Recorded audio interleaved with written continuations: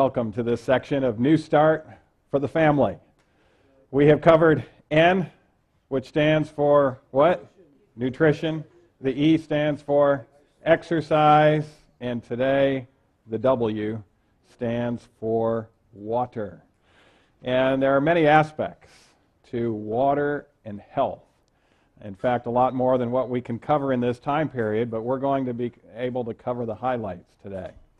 First of all, the majority of each one listening to me or watching on DVD, the majority of you is actually water. If we take a look at body water, the total amount of water in a man of average weight, and of course that average weight continues to go up, so you can see the physiology textbook somehow I haven't kept up, but this says an average weight of 150 pounds, is approximately 40 liters, averaging 57% of his total body weight. So 40 liters of water, 57%. In a newborn infant, 75% water. But it unfortunately continues to decline throughout age. So the older you are, the less water you are. But in reality, you're healthier to have more water in general on board. Of course, there are some exceptions to that. We can get too much water as well. Obesity decreases the percentage of water in the body. And if you are an obese individual, chances are that you're not the majority water. You might be the majority fat, but your water content goes down to about 45% or sometimes even less. And of course, women tend to have a little less water than men in them. Men have about 3 to 4% more water than women. Well, what are the functions of all of this water in the body? It regulates the temperature of the body, helps organize and assimilate the nutrients, helps expel toxins, helps expel the excess salts, helps keep the blood pressure down and regulate it. Of course, if you have very minimal water, your blood pressure can actually be too low. And for those that have low blood pressure, we're actually giving water in veins through IVs into veins in order to maintain it in a hospital setting. So the water can help keep that blood pressure normal. Well, what are the signs of dehydration? Your skin becomes drier. It does wrinkle more, actually, when you are dry. You become more easily fatigued. This is a later sign of dehydration, but if you get to the dry mouth stage, you know that you're actually significantly dehydrated. But dry mouth is certainly one of the signs. It's more difficult to concentrate when you have some mild dehydration or more severe dehydration on board. Headache, very common. One of the most early symptoms in some individuals of dehydration is getting that headache. Constipation is a problem of not enough water in many individuals. High blood pressure can result from not enough water. And then even the salivary duct can become blocked. We've seen individuals with painful salivary glands that are kind of swollen just simply due to dehydration or too much salt. Sometimes we'll do it as well, too much salt in relationship to fluid. Allergic type symptoms. Many individuals with allergies, so-called allergies. You know, this is the patient that comes to me where I look at the allergy list and, you know, it's an entire page of all of this stuff that they're supposedly allergic to. And in some cases, it can actually be accurate. But the majority of cases that come to me with those type of lists, they're actually not allergic. They think they have an adverse reaction to those things. But often, allergy symptoms present themselves as dehydration. And so by getting adequate hydration and getting the lifestyle to change so that we're not getting rid of more fluid than what we're putting in, can actually alleviate those allergy symptoms. And the same is true in some individuals of the hypoglycemic symptoms. We've had individuals that are convinced they have hypoglycemia. And of course, we measure their finger stick blood sugar when they're having symptoms. and they're not really that hypoglycemic. You know, normally you have to have a blood sugar of less than 50 before you get into those hypoglycemic symptoms. And their blood sugar might be 60 or 65, and so they assume it's hypoglycemia and why they're feeling dizzy and faint. Some individuals will, we had one individual that came to me. She was actually a court clerk, and she was the, also functioned sometimes as a typist, typing words during depositions and court cases, etc. And this individual, in the middle of a court trial where she was recording every word that was being said, passed out. And it happened several times. In fact, her job was in jeopardy because of this. She went to the emergency room, she went to a number of physicians, and then finally she came to us. And after I did a complete evaluation, my suspicion was this individual actually was suffering. This was her response to dehydration. And in her case, we had to have her on more than just the usual 6 or 8 glasses of water per day. In her case, we had to have her on 16 glasses of water a day. But when she was on 16 glasses of water per day, never got dizzy, never passed out again in the courtroom. The disadvantage of her case was that she had to have breaks in the courtroom in order to expel that water. But she'd much rather have that when it's a planned break than someone's in the middle of the sentence and has to restart it an hour later when they have a new person there to record it because the recorder has passed out. Kidney or gallstones. Kidney stones simply, in most cases, are due to not enough water on a chronic basis. And now new evidence shows that gallstones are also more likely to form as a result of dehydration. Of course, gallstones can form from too much cholesterol and too much saturated fat as well. Bladder or kidney infections, far more likely when you're suffering from dehydration. And not just infections. Studies show that if you're chronically not getting enough water, you increase your risk of bladder cancer as well, significantly, which can be a deadly disease. Improper digestion. Many individuals with digestive problems have those problems alleviated when they are adequately hydrated. A dry cough is sometimes a symptom of just chronic dehydration. And very simple remedy to get hydrated adequately. Pain in the back and joints. Common problem, but many times it's simply due to dehydration. And thus it's important to stay well hydrated and prevent the hydration robbers as well from coming on board the system. Well, this is New Start for the Family. And of course this occurs, these dehydration symptoms occur in people of all ages, but particularly the younger generation as well. The dehydration can manifest itself in young people just by their irritability. They become much more emotionally labile. And many times the parents think that, you know, there's a problem maybe with the child in regards to how irritable they are, but it's just simply due to chronic dehydration of that child. And so it's important to have children at that age learn how to drink water. I know in our own a children's case, we taught them at an early age to drink water because we would feed them water at night instead of milk or breast milk. And at first, of course, they're wanting the breast milk, so they cry because it's not that nice taste. But in reality, it helps them sleep through the night a lot quicker.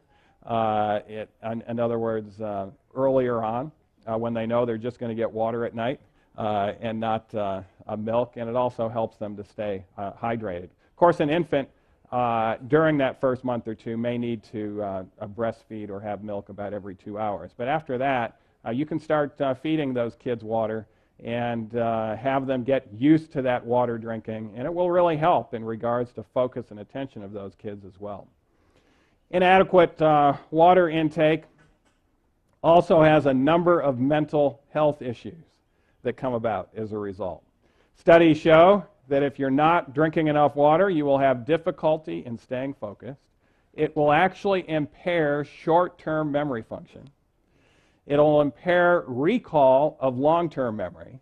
So you have those memories there in the long-term data bank, but you're not able to access that actual area of the brain. Diminishes the ability to perform mental arithmetic as well. Mental fatigue, very common. And then, as we mentioned, headache and even depression can result from inadequate water. We treat many individuals with chronic, severe, treatment-resistant depression. And one of the remedies that they're given first is that water to stay well hydrated. It's an important remedy for depression, and it can also help anxiety as well. This was an interesting study done in teenagers. These were active teenagers. They were physically fit basketball players. But the studies that were done where they were just mildly dehydrated for about 3 to 4 hours, where they didn't have adequate hydration. The study showed, given the limited availability of brain metabolic resources, these findings suggest that prolonged states of reduced water intake adversely impact executive functions such as planning and visual spatial processing. Now, what area of the brain is that talking about? It's talking about the frontal lobe of the brain. And of course, that's the area of spirituality, morality in the will, analysis, proper decision making.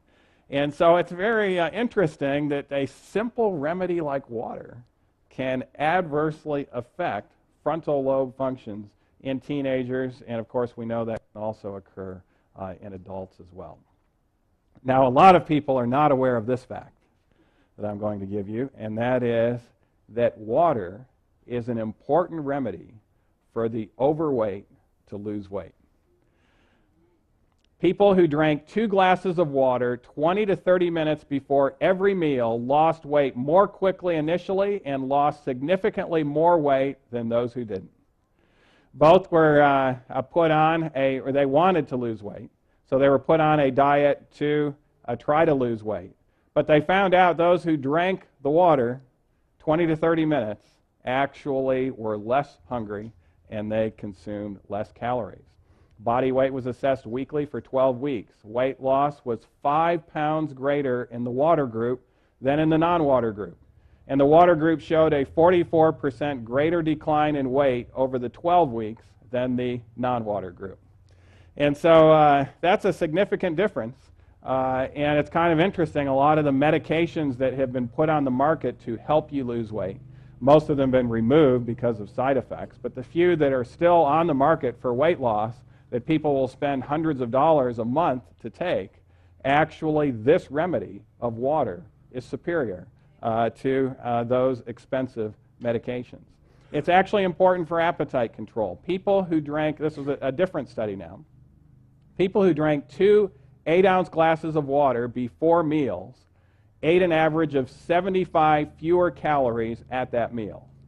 Well, you say that's not a whole lot of calories. You know, it takes 3,500 calories to make a difference in a pound. But if you ate 75 fewer calories at 2 meals a day, say lunch and dinner for the next year, you would lose 14.5 pounds. And so it adds up over time when you multiply it out 365 days. In addition, being even 1% dehydrated can cause a significant drop in metabolism, which also interferes with weight loss. So it's not just the appetite control. Your metabolic system actually works better when you're well hydrated. Now, this is New Start for the Family for all ages. What about our robust young boys and men? Many of them are building their muscles. They're working out. And an important remedy in building stronger muscles is actually much more important in regards to how hydrated those boys are than whether they're taking protein supplements or creatine or things of that nature, which can be harmful. This study showed hypohydration significantly increased circulating concentration of cortisol and norepinephrine. So if you're not having adequate hydration at the time you're working out, your cortisol level goes up. And by the way, that's very similar to the drug prednisone. Prednisone is not the steroid you want to be on when you're trying to gain muscle mass and expand your muscles and enlarge those muscles. It actually does the opposite. That type of steroid, it is a steroid, but it's not an anabolic steroid. That steroid will actually shrink muscles and get more fat.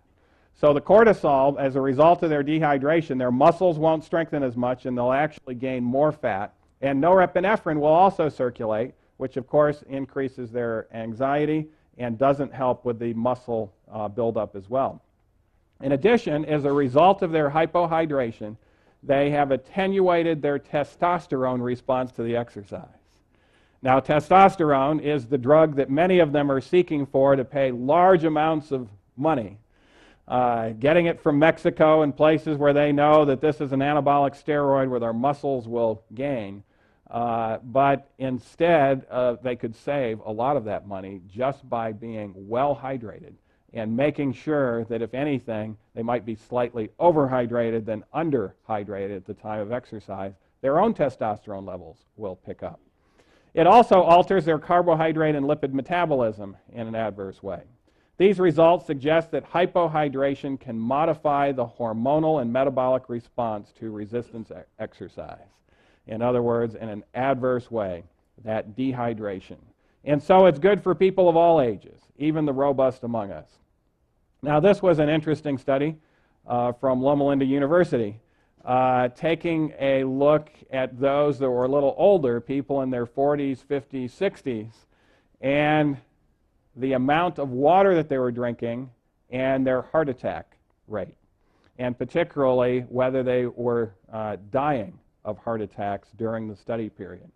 What they found is that consumption of water, as you can see on the screen, from getting less than 2 glasses of water per day, average, and by the way, that's the average individual in America. They're drinking other fluids, but as far as actual water is concerned, they're only getting less than 2 glasses of water per day.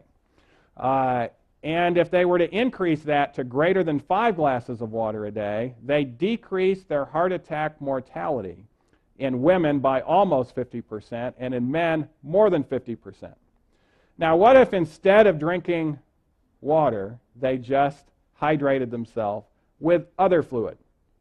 Consumption of other fluids, including coffee, tea, juice, and milk, the risk was actually even worse than being dehydrated, with very heavy drinking women exhibiting more than a 2-fold higher risk of dying of heart attack, and heavy non-drinking men with a 46% increased risk of heart attack death. And so this underscores a very important, simple, and cheap blood thinner. You know, when you have heart disease, doctors are always recommending blood thinners. And they always tend to recommend a very cheap blood thinner that virtually everyone can afford. Do you know what that is? Aspirin. Now, aspirin thins the blood in a different way than water does. Water causes the viscosity to go down and makes your circulation better. Aspirin really won't make the circulation better. It just makes those platelets not as sticky, and so it's not as likely to clog. But when we decrease the viscosity, not only does our platelet stickiness go down, but our circulation goes up. And there is something that's even a cheaper blood thinner than aspirin, and that is simply water. Far cheaper to drink greater than 5 glasses of water a day than even take your baby aspirin per day. Now let's take a look at another use of water, a very important use of water, and that has to do with cleanliness and hydrotherapy. You can see this individual getting clean.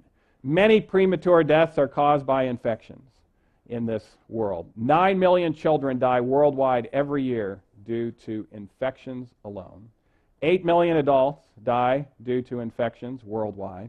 And the 10 leading fatal infections, intestinal worm, whooping cough, measles, tuberculosis, HIV, AIDS, and many of these, diarrhea, acute lower respiratory diseases, I'm listing the top 10 total fatal infections. Some of these are not really spared by adequate cleanliness and hygiene, but most of them are. the diarrhea and acute lower respiratory diseases particularly, as well as TB and whooping cough and intestinal worms, those deaths can be spared by adequate cleanliness in many, many cases. Preventable diseases through proper hygiene: pneumonia, gastroenteritis, the flu, common cold, polio, hepatitis, cholera, typhoid, TB, pertussis, parasites, meningococcal meningitis, even hospital infections. Most hospital-acquired infections are due to lack of proper cleanliness in the hospital environment. And even lice can be prevented through proper cleanliness. Now, this is the U.S. Centers for Disease Control and Prevention, the CDC in Atlanta. They state that hand washing is the single most important prevention step for reducing disease transmission. So if you want to prevent disease from spreading from one person to another, hand washing is the simplest and most important one.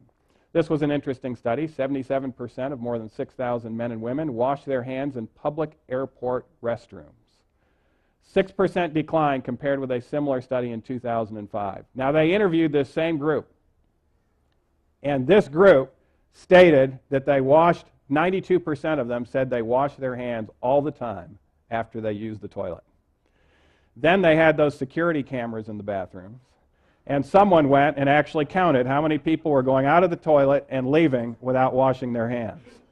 And it turns out over 25% of them did not wash their hands after using the toilet. This was in the Atlanta airport where this study was done on 6,000 men and women. Now, they've done it in other airports as well.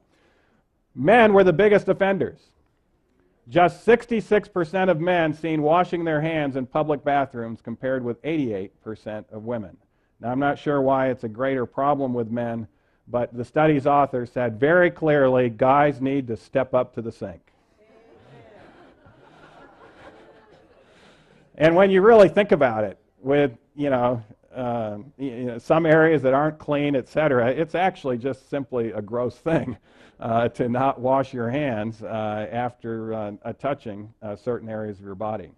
Now, this was another interesting study. A group of Pennsylvania researchers demonstrate that elementary school-age children, this was kindergarten through third grade that they studied this, who were taught about the importance of hand washing after going to the bathroom and before and after eating, logged 51% fewer absences during a 3-month period than students who went without the hand hygiene program. 51%.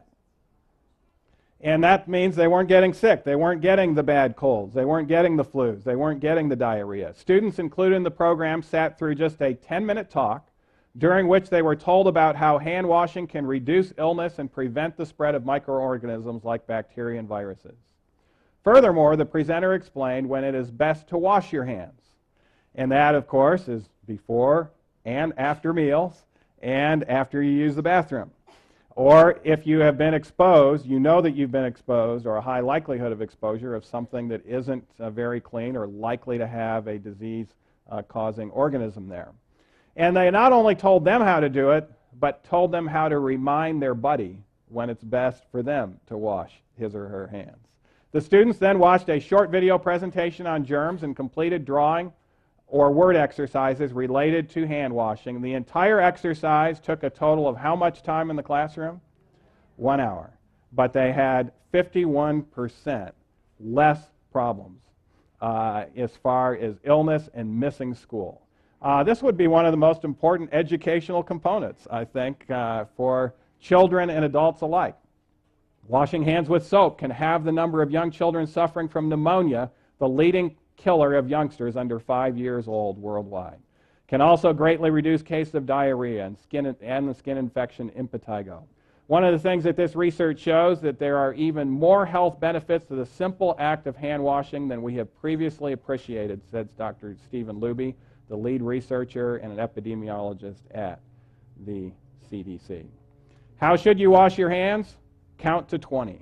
How long should it take you to wash your hands? 20 seconds. If you follow the CDC's recommendations, you're to lather up, rub all surfaces of your hands together for 20 seconds, and if you're wondering how long that is, sing happy birthday twice, and that's 20 seconds. According to the World Health Organization, the whole process from washing to drying your hands should take 40 to 60 seconds, and that's really all you need to stay clean. The last aspect of water has to do with water treatments called hydrotherapy. Hydrotherapy has been shown to be able to improve your sleep. In fact, get some good hydrotherapy before going to bed, and it will often just put you into a nice sleep. Sometimes a hot shower can do that, or other types of hydrotherapy.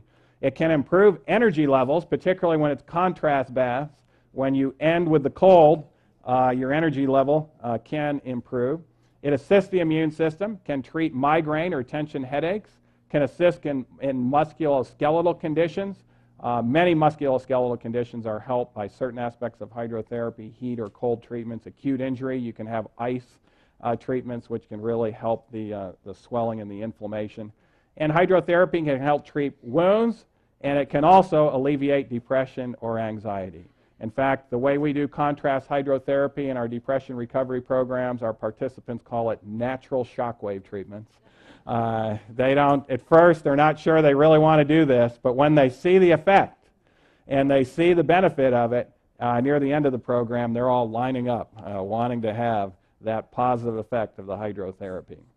Cold stress increases immune cells. Have you ever thought about adding a daily cold shower? That girl looks like she's enjoying it. There's accumulating evidence that daily brief cold stress or cold shower can increase both numbers and activities of peripheral cytotoxic T lymphocytes and natural killer cells. And this type of regimen for 8 days has been shown to improve cell-mediated immunity as well. And so the disadvantage of the hot showers is it dries your skin more. We talked about the wrinkling, etc. The cold showers don't have that tendency to do it, particularly when you're bathing in soft water. Soft water will prevent that eczema and the other skin conditions. If you're having problems with that, you really need to get a water softener. Well, in closing, how much water should you drink? 8 glasses of water may not be enough on hot days or while exercising. You may need to have more. You're going to lose a lot more with exercise in hot days. Desire or thirst itself is not a good indicator. You need to drink freely, drink often, drink pure water, and soft water is best for the drinking as well. 2 important suggestions: drink before you get the signal. Many experts believe that thirst indicates you're already slightly dehydrated. Drink 2 glasses of water first in the morning. That'll get 2 glasses over with right there, 20 to 30 minutes before breakfast. And we recommend for everyone 6 glasses is the minimum. Wash your hands. Keep your hands away from your face when your hands are not clean. That's a very important disease-preventing regimen. Keep your body and clothes clean. In other words, when you are coughing, don't cough into your hands. Cough into a place where you're not going to be near as easily spread it, like your elbow. But then you need to also make sure the clothes are clean. And when not feeling well, use hydrotherapy. Even if you're just feeling fatigued, it's a great time to utilize it and make sure that you are well hydrated. And so I encourage you to get a new start. And remember, the W stands for water. Thank you.